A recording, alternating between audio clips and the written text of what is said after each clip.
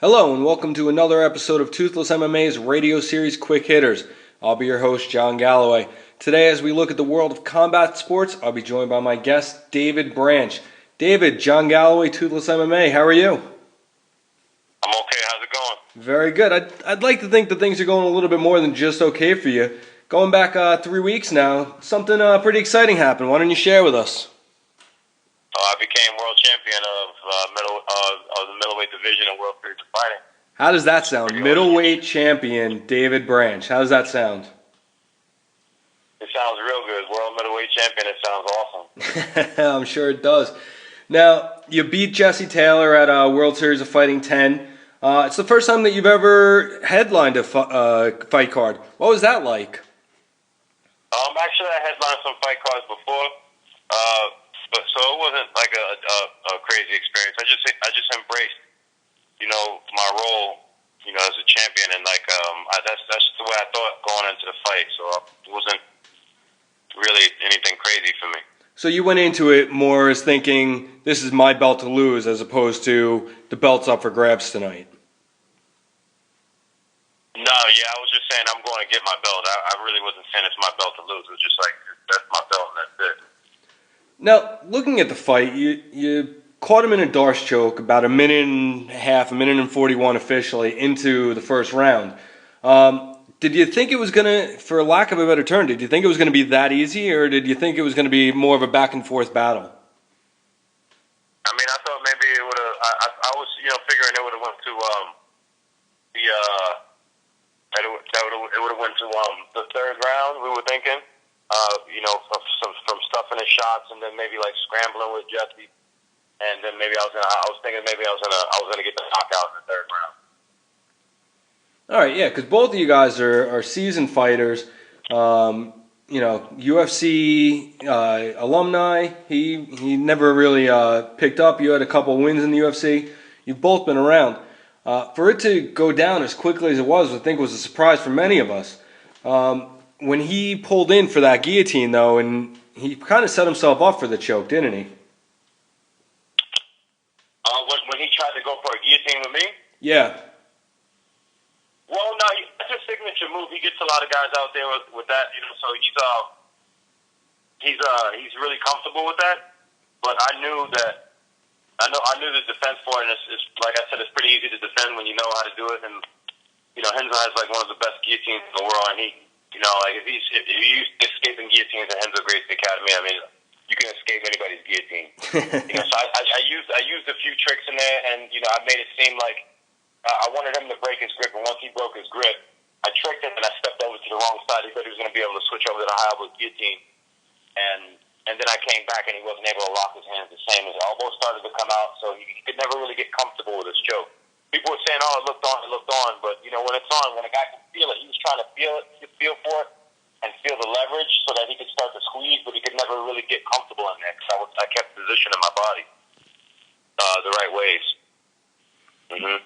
Now, coming out of Renzo Gracie Jiu-Jitsu in New York, you would think that on your resume there would be a lot more submissions, but you have 4 KOs, 4 submissions, and 6 decisions. Now, is that a testament to the level of fighter that you're facing, or why would you explain that?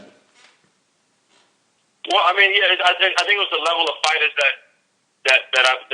the level of competition and fighters that I beat. Like when I fought Tomas Javon and Rich Ananillo, they added to those decisions, and people don't really understand. It's like difficult to finish an opponent. I go out there with the mentality to finish these guys and finish the guys that I go against. But when you're going against another world class athlete who is trying to kill you and take your head off and not be finished or knocked out, it makes it really difficult. But the fights that I have won in decision, they've all been in dominant fashion. So it's like, it's not like I'm just eking out a decision or a split decision here and there. I mean, it's just complete domination. Like, what is it, 30-27? Some cards, they give the other guy 20, 28 or 27. Straight across the board. That's just complete domination. That's showing that every round, for almost every minute, you've dominated the complete fight. And that, to me, when I see a fighter that's able to do something like that, that really means something. Because I'm more than just a fan. I'm somebody who actually goes in there. I look at MMA and I analyze it. And if I look at somebody like GSP, people say that his style is boring, but that guy goes in there for 5 rounds and just puts on a clinic of takedowns and display of different techniques, and there's nothing that his opponent can do. That's, for me, that's beautiful. I don't always need to see a simulation of death, somebody getting knocked out or somebody getting finished. Absolutely. For a lot of the fans that have trained themselves or have really taken in-depth interest to it, the sweetest thing is the ground game. Watching that happen, a lot of bar fans and fair weather fans like to see a good knockout, and don't get me wrong, I don't mind it every now and then. But I think the most tense I get when watching a fight is when the guys are clinched and when they're on the ground. Now, as you were saying, all of your decisions are unanimous decisions, so there's really no doubt that when you go into that final bell, that the fight's in your hands. The one decision that you lost was to Anthony Johnson, who just recently destroyed Phil Davis in his comeback to the UFC. Now, when that's the caliber of fighter that you're fighting, you got to expect there to be, pretty fair matchups. Mm-hmm. Now, let me ask you this, because a lot of people don't realize that MMA in New York is not sanctioned. So pretty much all of your events, all of your fights, you've got to travel for. There's no home field advantage. There's no, oh, it's right up the road or right down the street, especially seeing that you're in Brooklyn. But what's it like to constantly have to factor in that travel to your fighting? I'm used to it. I'm always on the road. I like going out. It feels like I'm going out to battle. That's what it really feels like I'm doing these recon missions. And that's how I look at it when I go to fight. When I'm fighting, I look at the whole fight game as war. That's how I look at it. And I feel like I go to war when I'm going to somebody else's territory, whether it be in their hometown or whether it just be somewhere where it's not New York. And I really like it because it gives me a chance to spread my fan base. I really was excited about the fact that I got to fight and capture the middleweight title of World Series of Fighting in Vegas, as opposed to somewhere in Jersey or something like that, because it gave, I was able to expand my fan base, and more people in Vegas were able to see me. People buzz about me. I got people calling me. Now, if I fight in Florida or wherever it is, I have that same. It'll be more people. Oh, that's that guy that fought in Vegas. Oh, he fought in Jersey too. It's awesome. Yeah, absolutely. The more visible you are, obviously, the better it's going to be for you and your career. Now, speaking of your career, where do you see yourself going here with this title? Looking to stay with World Series of Fighting, defend it? You looking to move on to other organizations? What are your future plans? I mean, right now I'm the champion of the World Series of Fighting, and I'm happy where I'm at right now as far as the way they're treating me and stuff. I'm going to stay and defend the belt, and we'll see what goes on from there.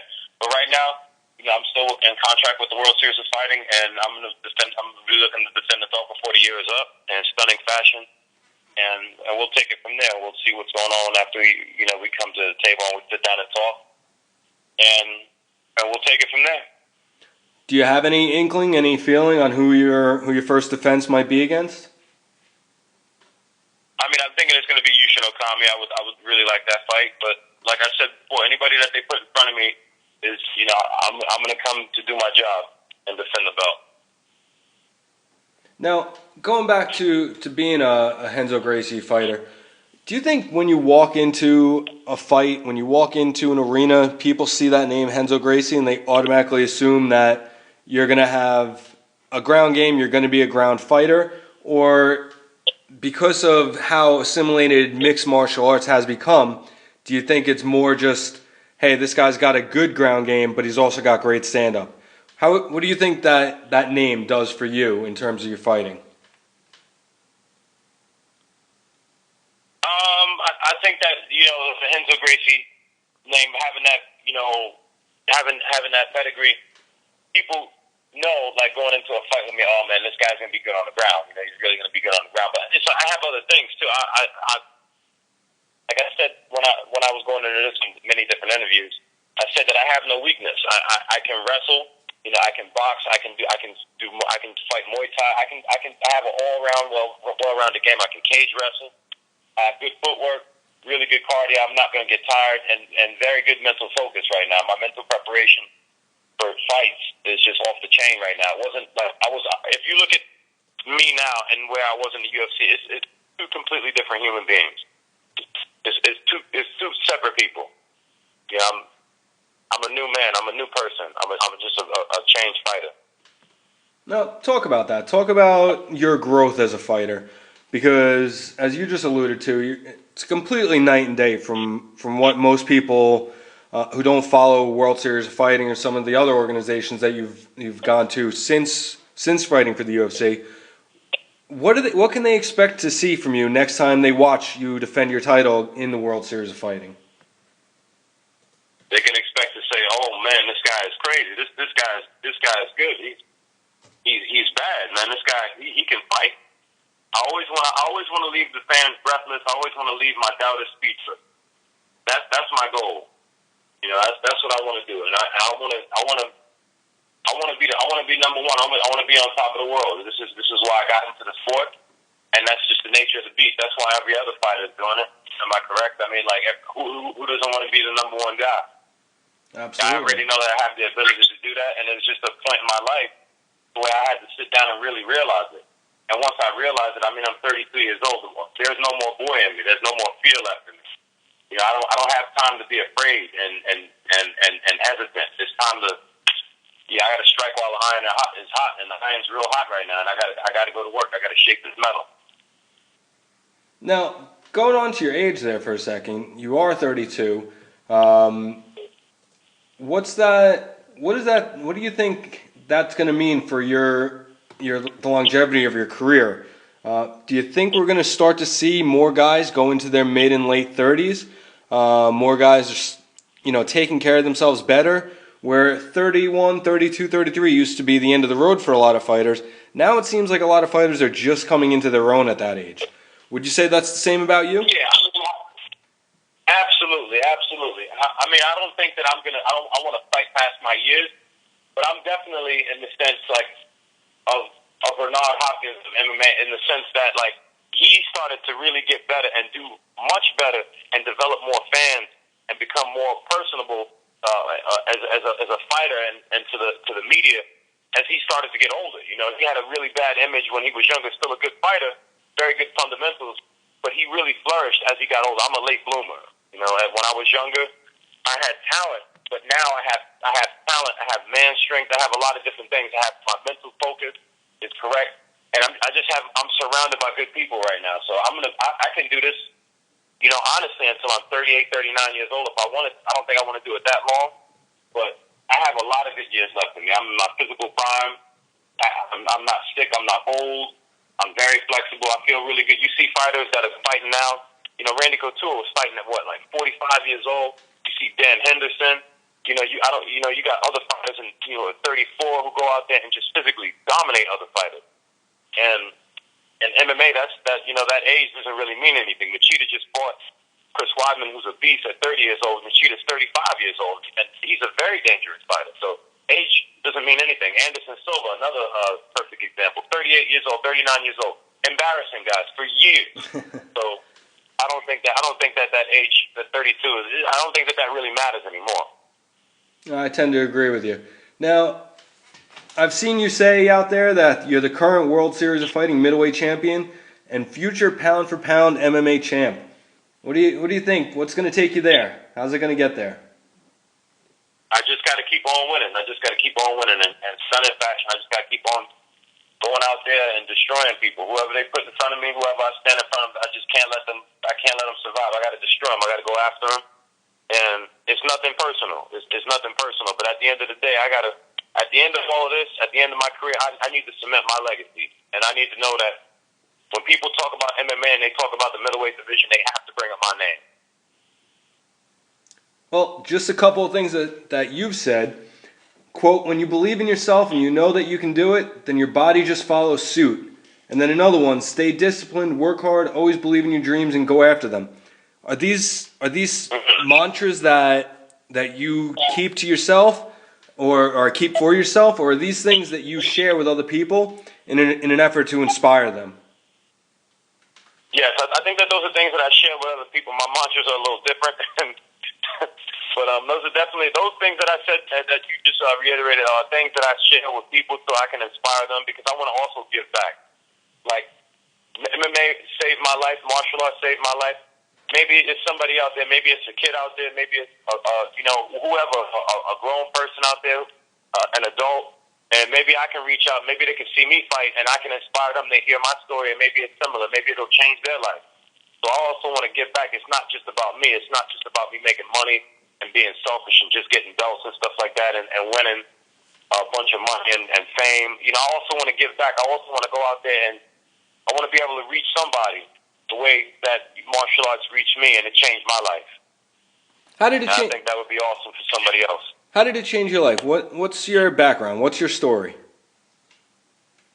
Oh man, the long one. I don't know if we got a lot of time to talk about my story, but my story is like so many other people. I came up, really impoverished background. It was me, my older brother, my older sister. We really didn't have much. Growing up in the Bronx and the projects.